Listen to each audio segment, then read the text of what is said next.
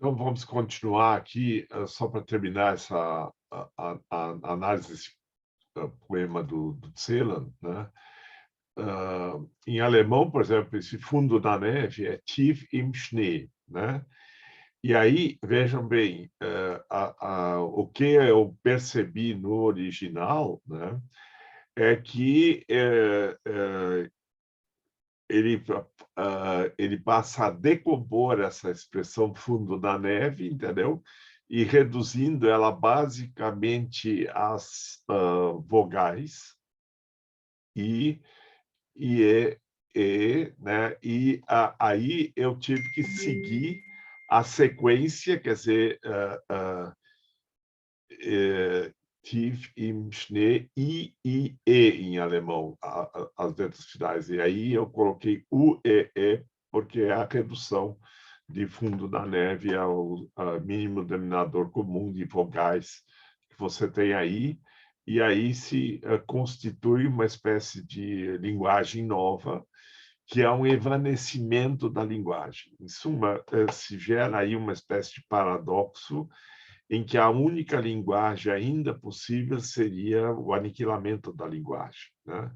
Esse é o modo como o Adorno, por exemplo, lê o Beckett, em que Esperando Godot, por exemplo, seria uma peça em que você só teria ainda a paródia de um enredo. Fico esperando que alguém chegue, que seria talvez um God, um Deus, né? Mas esse Deus não chega, nada acontece, né? Então, a ação da peça é a absoluta falta de ação.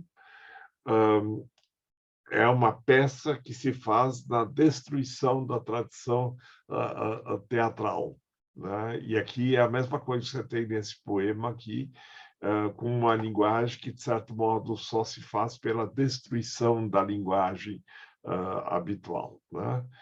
Agora, vejam, isso é apontado pelo Adorno na teoria estética, que é de 1969, né? Digamos assim, como sendo o caminho praticamente da história. E, de certo modo, isso foi reconhecido pelo prêmio Nobel que foi dado ao Beckett, né? E poderia ter sido dado depois ao Celan, mas isso é sempre dado a autores que ainda estão vivos, e o Celan abreviou a vida dele aos 50 anos de idade, e parece que se suicidou no dia do aniversário do Hitler, né? Mas, bom, ele tinha sido internado em sanatórios e a medicina não conseguiu resolver os problemas dele, acabou se suicidando, como o Stefan Zweig se suicidou no Brasil, como o Peterson se suicidou em 71 lá em Berlim, quando eu estava estudando lá, há 50 anos atrás, né? Pessoas que poderiam estar vivas ainda hoje, o caso do Sondre, né? Mas vejam, o problema é que há um modo simples de ler isso aí, que seria ser o poema sobre a destruição de judeus durante a Segunda Guerra Mundial, que você não tem, diante do absurdo da história, nada mais a dizer. Isso o Adorno formulou numa tese famosa, que depois de Auschwitz nenhum poema mais seria possível. Não se poderia mais fazer poesia depois de Auschwitz, né? O que não é verdade. O Celan respondeu a isso fazendo um poema que é a Todesfuge, a Fuga da Morte, fuga aqui no sentido musical do termo, que é exatamente sobre a destruição de pessoas em campos de concentração, né? E o Sony tirava a conclusão que só seria possível escrever sobre Auschwitz, sabe? O que é um absurdo também, sabe? Mas essas pessoas de origem judaica, eles estavam preocupados basicamente só com o drama dos judeus, tá? E não, por exemplo, eu sei porque eu falei com o Peterson a respeito disso, sobre os intelectuais brasileiros que perderam a cátedra durante a época da ditadura, né? Essas cassações que houve de políticos e outras perseguições aos atores nos teatros da América Latina, tudo isso não interessava muito a eles, né? Mesmo os judeus dos Estados Unidos estavam mais preocupados numa espécie de solidariedade judaica do que uma solidariedade com todos os oprimidos de todo mundo. Então, veja, a situação do judeu era muito diferente da década de 10, 20, 30 do que a do judeu depois da Segunda Guerra Mundial. Isso me foi dito em 1980, numa palestra de um judeu sociólogo norte-americano que dizia que os judeus nos Estados Unidos, ao menos, mas também na Europa, passaram a viver bem, a pertencer à classe média alta, e, com isso, aquele espírito, vamos dizer, crítico, esquerdista dos judeus na década de 10, 20, 30 tinha se perdido, né? E, vejam bem, uma tese nazista é que o comunismo era produto do pensamento judaico, né? E da ação judaica, né? Mas Lenin não era judeu, né? E, veja, até, assim, boa parte da ideologia nazista foi feita por um judeu chamado Rosenberg, né? Então, veja, não há ninguém, nenhum povo que seja o absoluto dono da verdade, dono do bem ou detentor de todo o mal. Entendeu? Quer dizer, não há nenhum povo que seja o dono de todas as tragédias da humanidade. Eu não quero com isso reduzir a importância do genocídio de judeus, mas houve genocídios dos armênios, por exemplo, pelos turcos, né? Houve massacres na África, nas colônias belgas, inglesas, alemãs. No Brasil, houve massacres de povos indígenas, por exemplo, lá no Rio Grande do Sul, nas expedições portuguesas e espanholas do Tratado de Madrid, que aniquilaram as reduções jesuíticas, matando milhares e milhares de pessoas. Vejam, existe a tese corrente que você lê, por exemplo, num jornal eletrônico, uma revista eletrônica como é a Terra é Redonda, em que se diz que os americanos perderam todas as últimas guerras, Coreia, Vietnã, Afeganistão e assim por diante, mas veja, se você fizer a conta de quantos americanos morreram e quantos nativos foram mortos, dá a proporção de praticamente 1 para 100, entendeu? Quer dizer, então, quem ganhou nessa luta de 100 a 1, sabe? Agora, o problema é saber implicitamente qual é o caminho da história, né? Eu não estou aqui postulando a tese simplesmente de que toda a poesia para o futuro tem que passar por Paul Celan, não é? Mas ela é bastante sintomática porque ela é herdeira da poesia de Trakl, de Rilke, de Mallarmé, né? De Mandelstam, até de Fernando Pessoa, que ele também traduziu, entendeu? Agora, para europeus como esse meu amigo e ex-colega falecido Werner Hamacher, é como se o espírito da história passasse por essa poesia, como se fosse o espírito absoluto de Hegel. Agora, a noção de um espírito absoluto, que é um termo que o Hegel assume, sem dizer que ele próprio seria o espírito absoluto. Por outro lado, quando ele faz uma enciclopédia, ele tenta definir os conceitos básicos, né? Como se fosse uma espécie de grande detentor de todo o pensamento, né?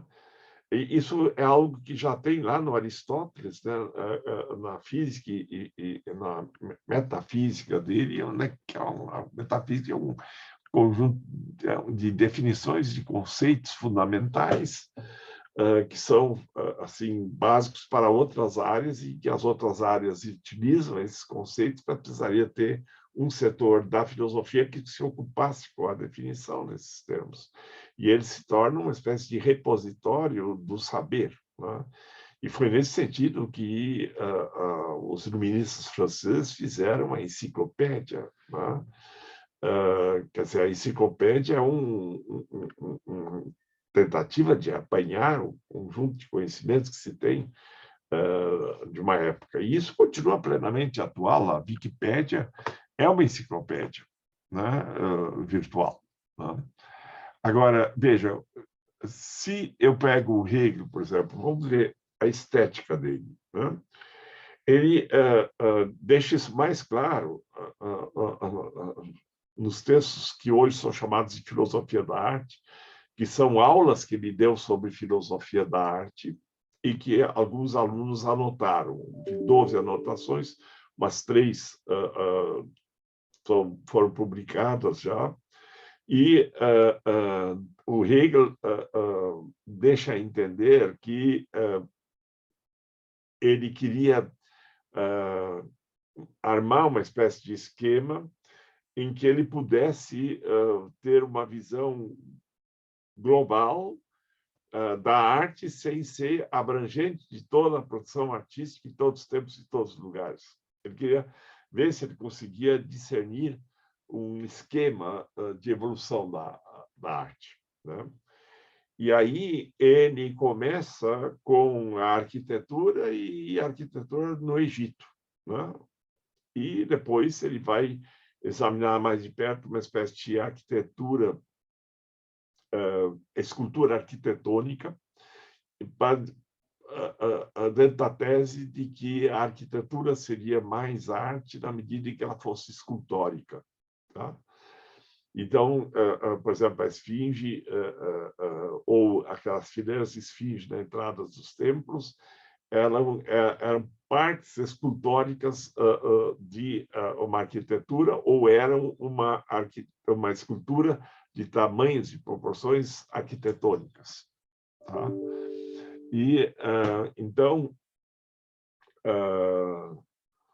a história da arquitetura ele começa lá como história da arte, mas nos textos de filosofia da história e não filosofia da arte, ele vai mostrando que ele tinha interesse também em outras coisas que ficam fora disso. Mas veja, se você começa no Egito, aí você vai para a Grécia como continuação do espírito egípcio, e isso, essa conexão ainda não foi suficientemente estudada, porque se perdeu a Biblioteca de Alexandria e outros lugares que você tinha os dados.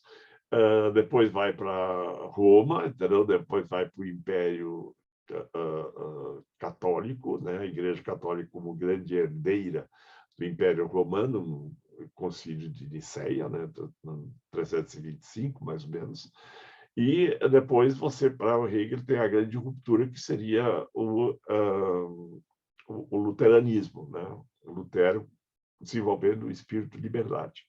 Então, o que o Hegel quer descrever na história é uma espécie de progresso da noção de liberdade como expressão do espírito humano. A história se vai fazendo como realização do espírito, tá? E, nesse sentido, seria uma visão, vamos dizer, filosófica cristã, no sentido de que Cristo seria o espírito que se tornou carne e habitou entre nós. Tá? Então, a história seria uma espécie de carne que vai se tornando espírito ao longo das várias civilizações, e esse seria o sentido da história para o Hegel, que, nesse sentido, é uma defesa cultural e uma defesa da liberdade também, né? O Nietzsche refutou, ou se contrapôs que refutou o Hegel, supondo que, se a história tivesse um sentido, ela já deveria ter sido realizada, né? E veja, a segunda parte da crítica do juízo de Kant, que poucos leem, entendeu? Ela é uma tentativa de discernir se haveria um sentido para a história, né? Ou se seria tudo fruto praticamente do acaso, né? Mas vejam, se o Hegel vai considerar que haveria 3 grandes períodos na história da arte, né, que seria a arte antiga, depois a arte clássica, depois a arte que ele chama aparentemente de romântica, mas que provavelmente seria românica, tá? Aí nesse sentido, quase que inevitável ele colocar um momento em que a arte acaba, né? Que seria o momento de surgimento da filosofia da arte. Tá?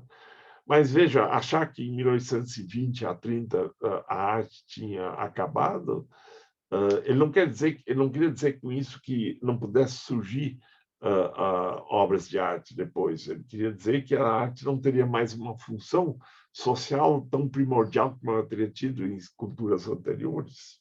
Né? Mas isso também não ver propriamente as culturas anteriores.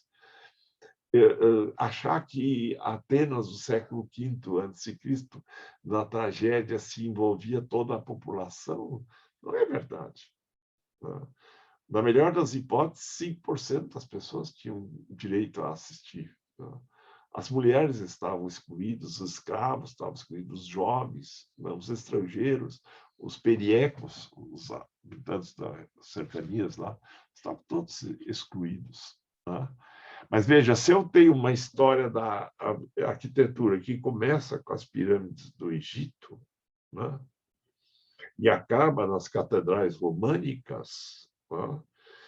Eu estou deixando de fora a arquitetura da China, do Butão, da Índia, né? E do Japão, né? E com isso eu acabo não tendo mais propriamente uma história, vamos dizer, enciclopédica geral. Né? O Hegel, por exemplo, não conheceu o cinema, tá? Mas, por exemplo, ele também, no próprio sistema das artes que ele examina, ele não considera a dança. A gente pode achar que ele não gostava de dançar, mas ele não podia deixar de ter uma noção de que existia dança como tipo de espetáculo artístico. Né? Mesmo que não se tivesse o desenvolvimento do balé no mundo germânico, como se tinha tido no Palácio do Louvre com Luís XIV, na França. Né? Mas você poderia dizer, não, a ele não interessava a dança porque seria algo menor no esquema que ele está examinando a arquitetura, a escultura, e depois parte para a pintura e assim e para a literatura, tal, entendeu? Quer dizer, ele não estava, então você poderia dizer que a dança teria de ficar entre a escultura e a pintura, ou depois da pintura, entendeu? Como sendo uma escultura ou uma pintura em movimento, corporificada em pessoas. E, de certo modo, ele dá a entender que poderia ser na medida em que a escultura teria como objeto principal ser o corpo humano. Tá? Mas vejam, uma dança, para quem dança, né, ainda que essa noção de que a dança seria uma escultura em movimento, né, ela induziria a desenvolver passos de dança em que você poderia fazer a fotografia de certos movimentos básicos, como se fosse uma espécie de congelamento em forma de uma escultura. Tá? Mas há muitos outros passos intermediários entre esses ápices escultóricos da dança que são necessários para a dança e que não são, nesse sentido, redutíveis à dimensão, entre aspas, escultórica da dança. Né? Ou o cinema, a gente depois diz, não conheceu o cinema. Sim, não conheceu, não podia falar em 1820 de uma arte que surgiu quase 100 anos depois. Né? Mas, veja, o cinema começou como filmagens de paisagens, um trem chegando numa estação ou partindo, entendeu? Ou pessoas andando na rua, né? Carruagens, bicicletas. Mas, basicamente, ele começou como teatro filmado. Mas o que é um teatro filmado? É você ficar fixo numa cadeira e ver, filmar o que está sendo colocado na frente. A famosa quarta parede que é retirada e você fica filmando a intimidade de outros, né? Mas isso ainda não era diga assim, o traço próprio da linguagem do cinema, tá? Era só se desenvolveu, por exemplo, com Griffith, por exemplo, com o Traveling, né? Você passa a movimentar a câmera de um lugar para outro como se o espectador do teatro fosse procurando na plateia ou no palco os lugares mais apropriados para ver aquilo que estaria se desenvolvendo como ação. Mas também com Eisenstein e outros, a questão da montagem, né? Quer dizer, você filma diferentes partes e depois como é que você junta isso tudo numa espécie de sequência com interrupções, né? Então, vejam, a questão da linguagem própria não é simplesmente você poder reduzir a certos aspectos, mas o que o Hegel pretendia, eu acho que é preciso reconhecer a genialidade dele nisso, é dizer, bom, eu vou tentar entender essa massa de produções, né, em um grande esquema, né, em que eu não vou examinar o belo da natureza, nem vou considerar isso, e não vou examinar todas as artes, e não vou examinar todas as obras. Eu quero ver momentos marcantes, né, que me sirvam de parâmetro para eu estruturar isso, né? Então, dá o privilégio à arquitetura no Egito, à escultura na Grécia, entendeu? Depois, com Lutero, por exemplo, a questão da palavra, né? E, ao mesmo tempo, três grandes movimentos de tese, antítese e síntese, entendeu? Quer dizer, então, ele e tem lógica no que ele monta com esse esquema, tá? Mas isso não quer dizer que ele supusesse necessariamente que todo o espírito da história e das artes tivesse passando por cima da mente dele, através da mente dele, se constituindo e cristalizando na mente dele. Era uma tentativa de fazer um esforço gigantesco no sentido de tentar uma lógica nisso aí tudo. Mas essa lógica abrangente tem sido chamado de espírito absoluto, tá? E o primeiro grande espírito absoluto seria Cristo, nesse sentido, né? Agora, vejam,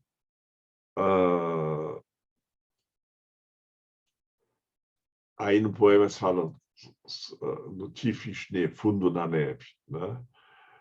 Bom, sob a neve ficaram milhões de judeus, ou a maior parte deles foi transformado em nuvem, eles eram cremados e subiam para as nuvens, né? O seu cemitério eram as nuvens, né? Isso é o que o próprio Celan diz na Fuga à Morte, tá?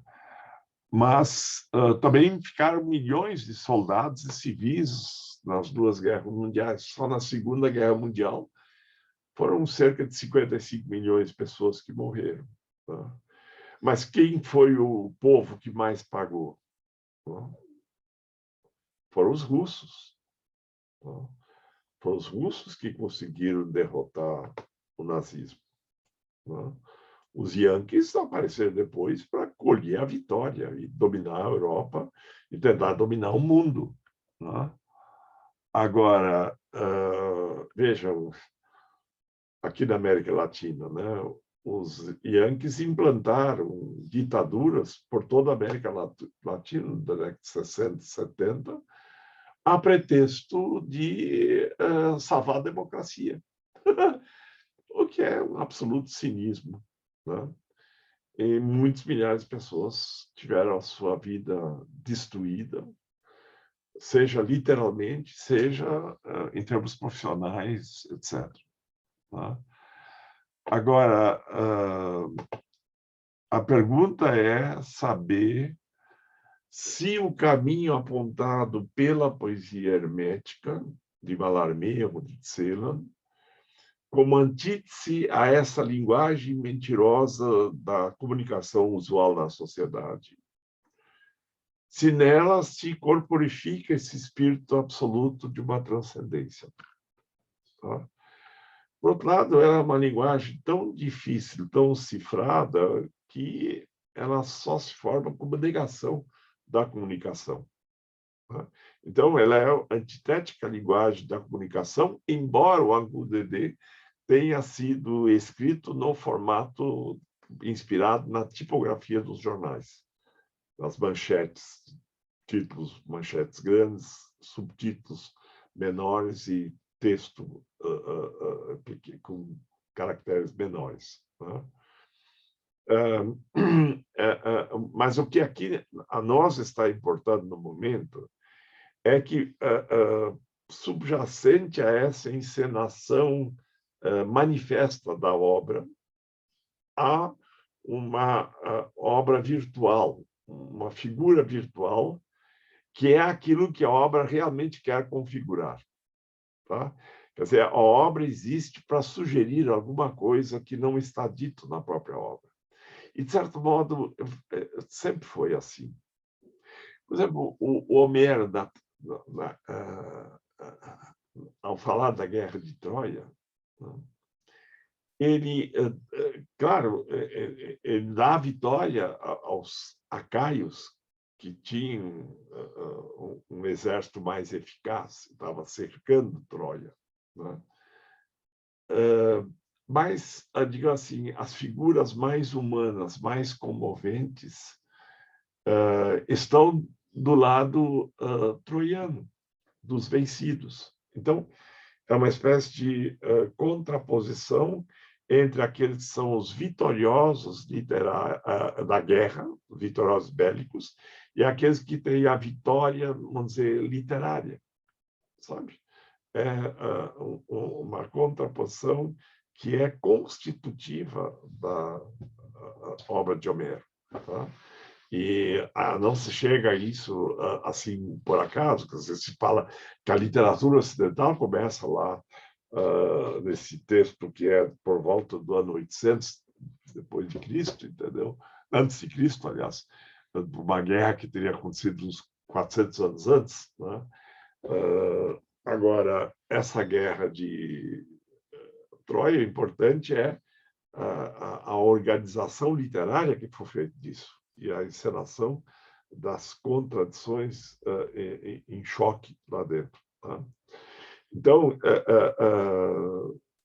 de certo modo, o Homero estava apontando para alguma coisa a mais do que simplesmente a identificação com o vitorioso que acontece na narrativa trivial. Tá? E também, vamos dizer, a identificação cristã com os vencidos, com os humilhados, que há do outro lado, porque há figuras interessantes do lado dos vitoriosos também. Tá? E vamos pegar o Don Quixote, né? Você tem duas figuras antitéticas, que são o Don Quixote e o Sancho Panza, um magro e alto, outro gordo e baixo, um a cavalo, outro no burro, um dominado pela fantasia livresca e a aristocracia origem, o outro com a sensatez do camponês, tal, entendeu? Mas não é só o choque entre os dois, a união entre os contrários. Mas algo que está em jogo aí é mais complexo, quer dizer, você tem uma busca de justiça, reconhece que há muitas coisas que precisariam ser corrigidas no mundo para você ter mais justiça, e, ao mesmo tempo, quem busca essa justiça permanentemente, que é o Don Quixote, ele se torna ridículo nessa busca. E vejam bem, não é só a paródia a um cavaleiro andante, se trata do cavaleiro andante como imitação de Cristo, como aquele que busca a salvação, corrigir os erros do mundo. Portanto, você tem uma paródia de uma paródia. né? Uma paródia de uma imitação, para mim, né? Portanto, uma paródia de Cristo também, que é mais complexo. Então, apontaria para um horizonte pós-cristão de cultura, tá? E, obviamente, não interessa ao mundo cristão promover muito uma obra, não é que se diga isso, né? O que eu só estou querendo dizer é que há um conteúdo latente, né, na dimensão manifesta dessas grandes obras, como há nos grandes sonhos também. Há uma espécie de contradição na linguagem da arte. Ela se faz entre querer dizer algo e não poder dizer, entre sugerir aquilo que está além daquilo que ela consegue dizer e a necessidade de ir além de uma vaga sugestão. Então, surge a pergunta se, a pretexto de ultrapassar a tradição metafísica com a sua estética da alegoria, como nós vimos no Renascimento italiano, tá? Embora não se apresente mais uma ideia original como sendo a verdade, que vai ser reproduzida numa pintura, a pergunta é se eu vejo a história passando pelo gargalo, vamos dizer, de Auschwitz, ou do silenciamento, ou de uma linguagem que imita, no Ankudede, a linguagem da mídia, e, ao mesmo tempo, é a negação da linguagem da mídia, porque ela não é uma comunicação fácil, é um texto que, em última instância, você não consegue dizer o que exatamente ele quer dizer. Tá?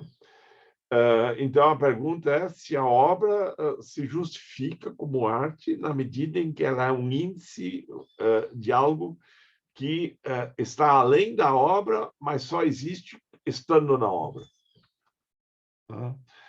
Então, a pretexto de se ultrapassar a tradição metafísica, negando a estética da alegoria de tipo renascentista, não se cai novamente numa espécie de nova estética da alegoria, em que se teria uma representação concreta de uma ideia ainda abstrata, na medida em que só se torna presença na concretude da obra, e não como algo a priori sabido e definido.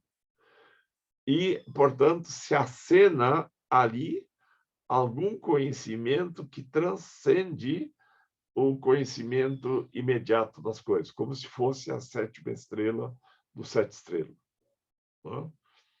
A pergunta é que, em vez de se ter ultrapassado totalmente uma história e a tradição metafísica, se estaria caindo numa espécie de disfarce da própria estética da alegoria, sob a aparência de sua negação. Se manteria o mesmo problema. Tá? Eu vou tentar complicar isso aqui um pouco mais. Por exemplo, o Kant, na crítica do juízo, na parte final do prefácio, ele diz que tendemos a considerar verdadeiro aquilo que está de acordo com a nossa vontade, aquilo que corresponde à vontade. Ora, o Schopenhauer tirou as consequências disso. O mundo seria uma representação da vontade. Tá? E o Nietzsche radicalizou isso mesmo, dizendo que não se trata de uma verdade inocente, e sim de uma vontade de poder, de dominar. Tá?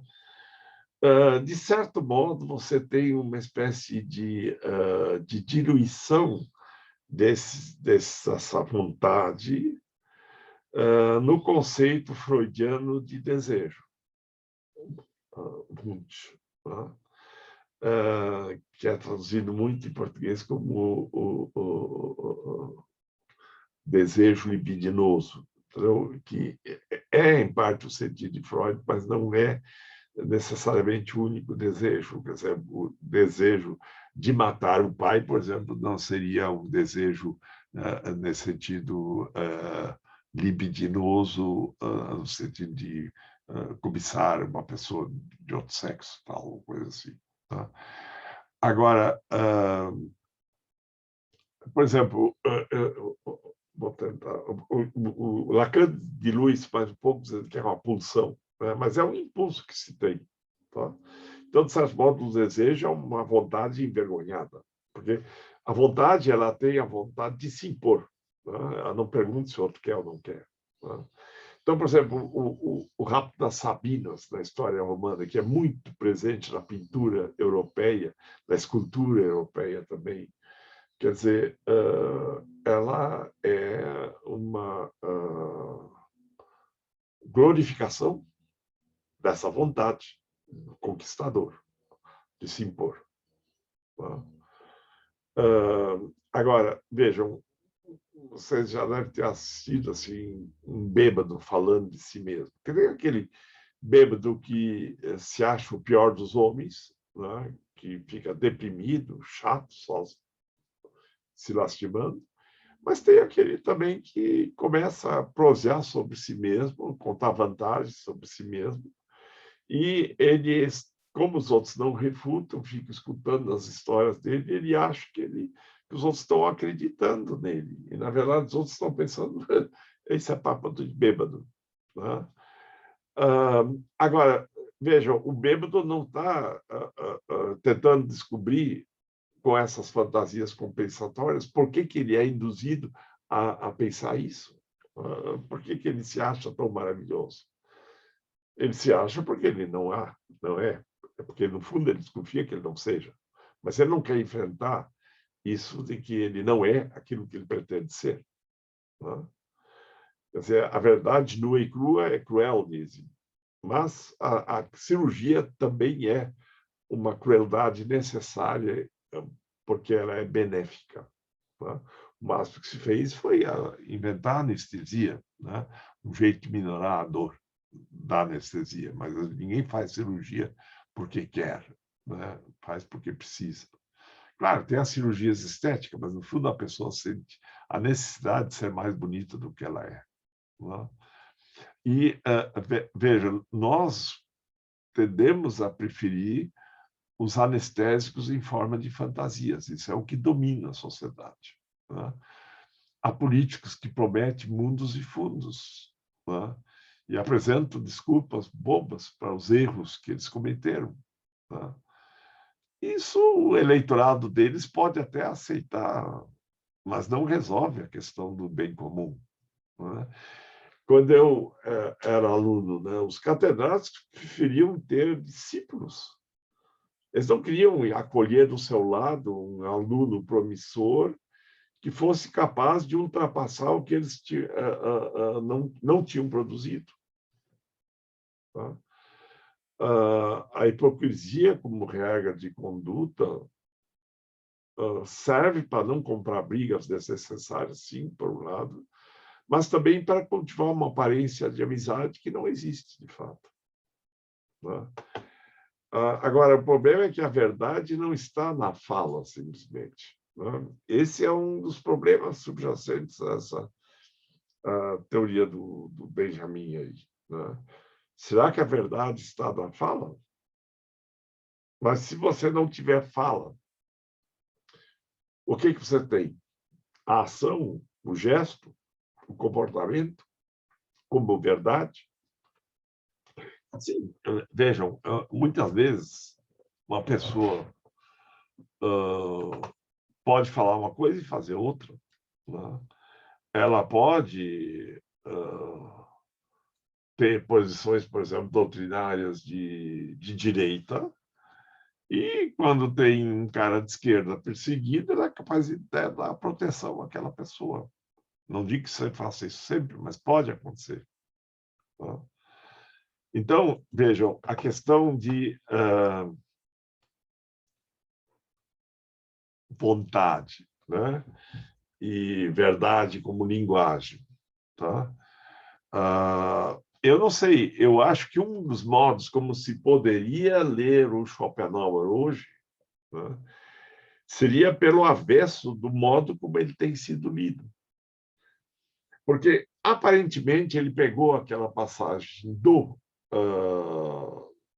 Canto Tardio, né, e transformou em princípio de organização do modo como se representa o mundo como vontade. Né? Por exemplo, ele vai fazer a metafísica do belo, né? E vai trabalhar sobre a arquitetura. Ele vai dizer que a arquitetura tem que ser entendida no conflito entre, digamos assim, a força da gravidade, tá? O peso das coisas e a necessidade de sustentação desses pesos. Então, são duas vontades, no fundo, que estão aqui em choque. Uma de cair, a outra de erguer. Né? Então, tudo bem, é um modo diferente de entender a arquitetura e é fundamental em toda a arquitetura. Né? Mas o problema é que o que eu faço a partir disso? Né? E, veja, no fundo, eu estaria dizendo que a força da gravidade é uma espécie de vontade. Quem diz isso com todas as letras é Nietzsche. Né? Ele diz a força da gravidade é uma vontade que os corpos expressam em relação a outros corpos e os atrai para dentro de si. Né? E, portanto, existe um império universal da vontade. Mas vejam bem, o que o Nietzsche fez quando ele falou que a vontade de poder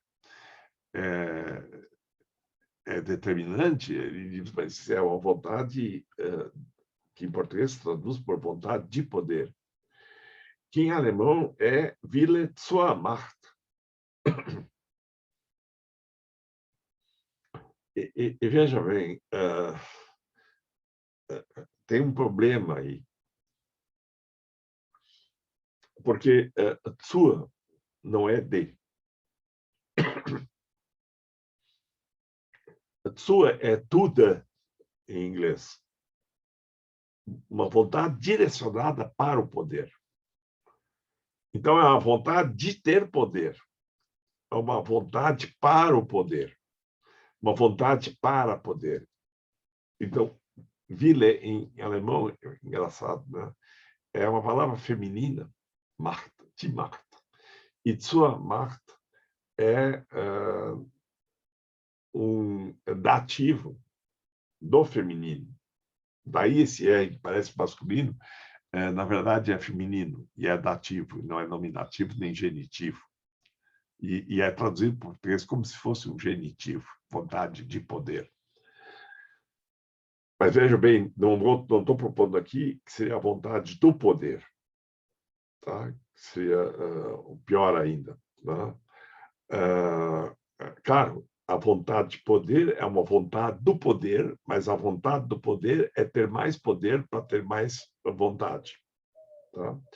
Então, o poder dá poder aos artistas para que ele possa ter mais poder. Mas ele tem mais poder para si, ou quer mais poder para si, para poder mais. E não é para poder dar mais para os artistas. Entendeu? Não existe para financiar os artistas. Né? Ele usa os artistas para se autopromover. Tá? E vejam, no Nietzsche, subjacente a essa questão, né? Veja bem, eu estou querendo aqui dizer que o Nietzsche tem sido reduzido a essa questão de Wille zur Macht. E eles não estão levando em consideração dois problemas, um anterior e outro posterior em Nietzsche. Tá?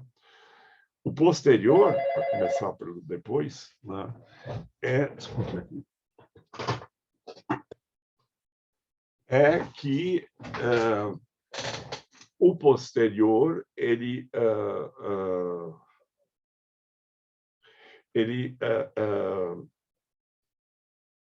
no Nietzsche tardio, ele questiona o próprio conceito de vontade. Tá? Mas o anterior, e esse é mais importante no primeiro momento, é o próprio questionamento da concepção de verdade. Tá?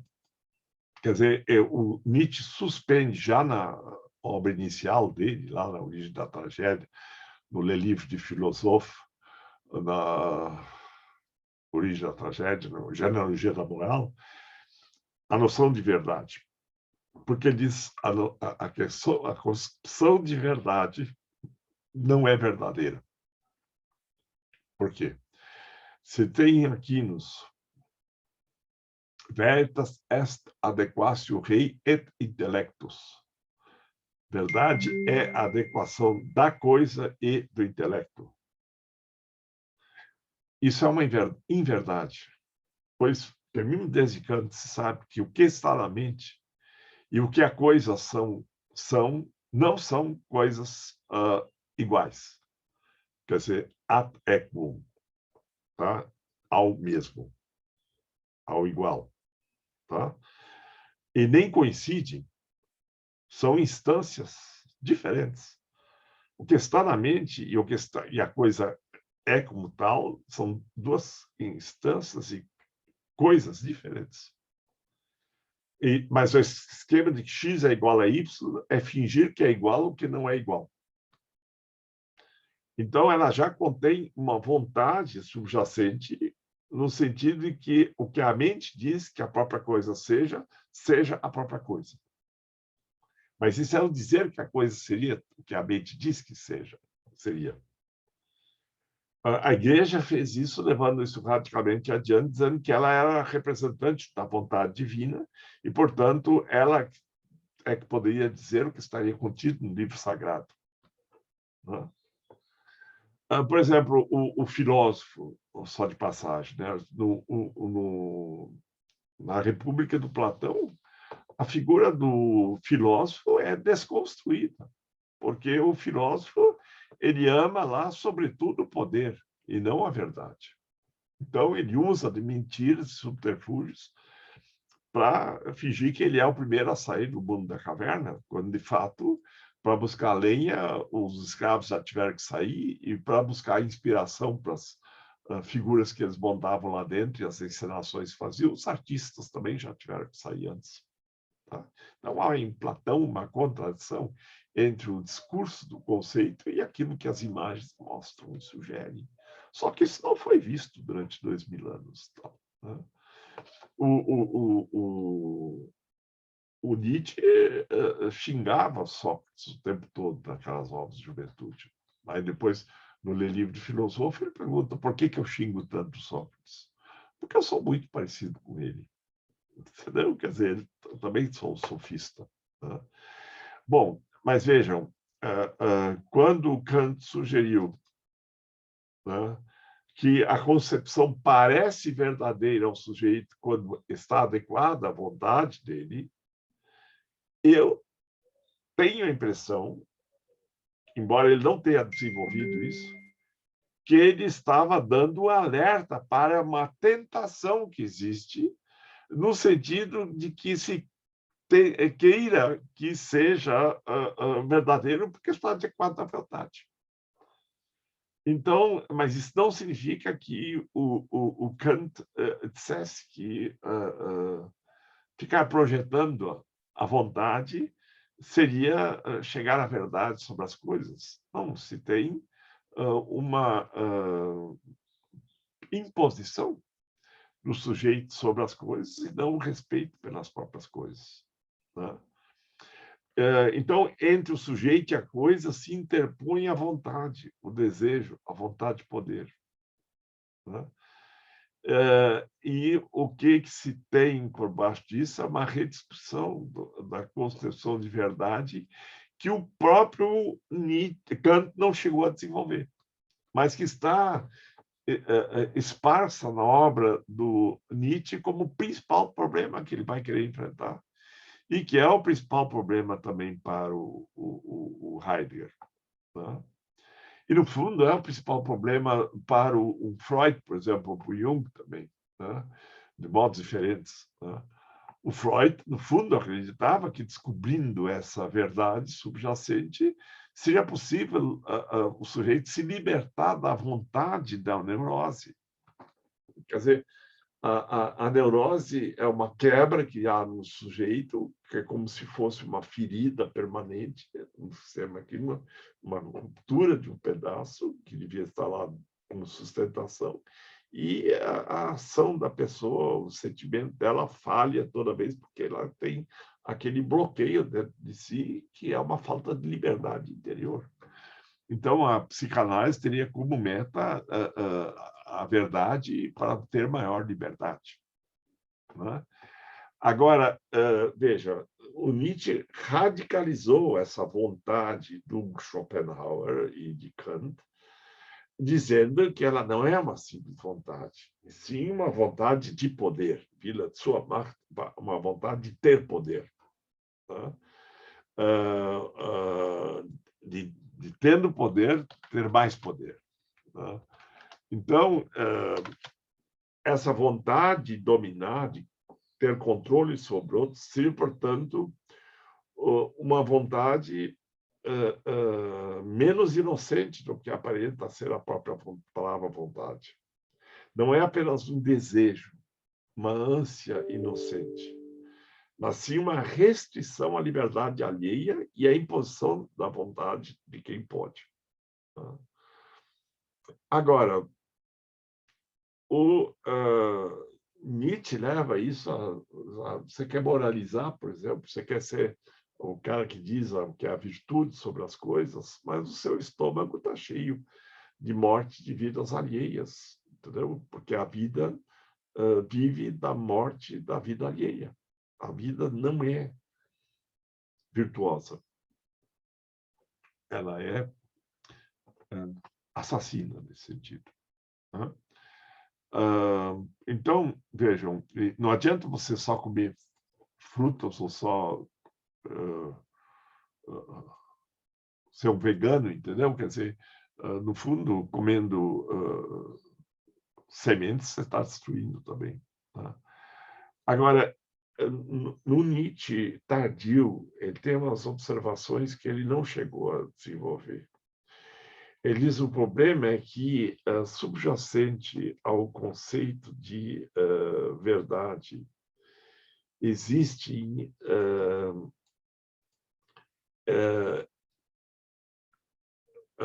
sob o nome de vontade, uma porção de coisas que são diferentes do que essa coisa simples como é a vontade.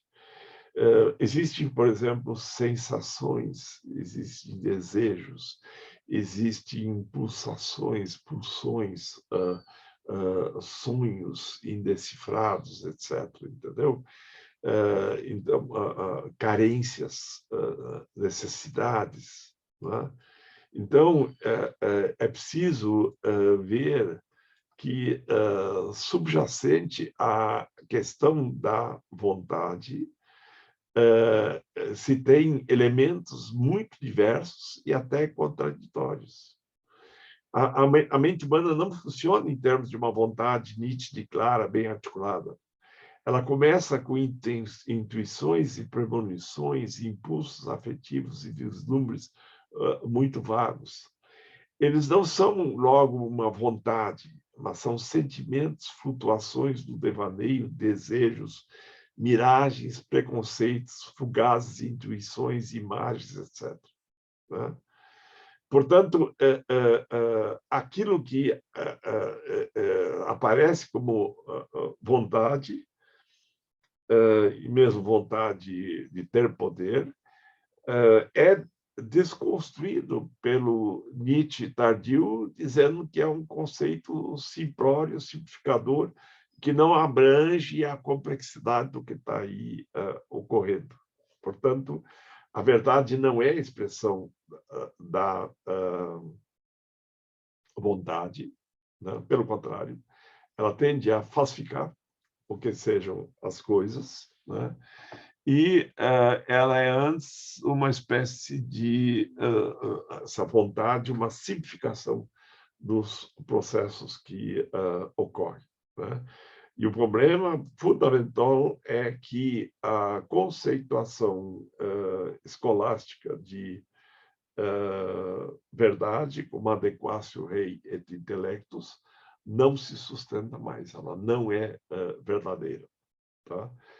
E vejam, eu poderia acrescentar, só para terminar, que, nesse sentido, a posição do Heidegger de recuperar a aletheia também é problemática. Né? Quer dizer, a retirar do esquecimento significa que eu pressuponho que antigamente se sabia tudo, havia sábios que sabiam tudo, que era um espírito absoluto. Okay? É problemático, porque os antigos geralmente eram grandes ignorantes em uma porção de coisas que hoje nós sabemos e são lugares comuns. Né? E, por outro lado, vejam, se eu disser que o obscuro é o fundamento do que aparece como verdade, né, como iluminado, né? Mas, de certo modo, é a iluminação que nos permite discernir o obscuro. Né? Para retomar o mito da caverna, quer dizer, aquelas sombras que são projetadas na parede, elas só são perceptíveis como sombras, porque há uma fímbria de luz em torno delas que permite que a gente perceba as sombras como sombras. Né? Mas esse problema o Pascal percebeu, né? Não nos acuse de sermos obscuros, porque da obscuridade fazemos profissão de fé. Né? Profissão de fé aqui significa profere, levar para adiante, entendeu? Levar adiante. Né? Não é só uma declaração, né, de fé, não é só uma crença, é, pelo contrário, uma espécie de ruptura com as crenças. Né? E, por outro lado,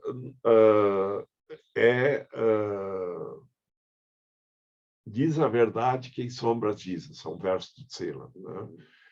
Mas vejam, diz a verdade quem sombras diz, né? Esse lado obscuro da não-linguagem só pode ser articulado através de alguma linguagem. É preciso ter algum tipo de iluminação para a percepção do obscuro, sabe? Algum tipo de linguagem que seja índice dessa desconstrução da linguagem. Tá? Então, digo assim, eu queria deixar nós todos assim diante dessa perplexidade, né, para a gente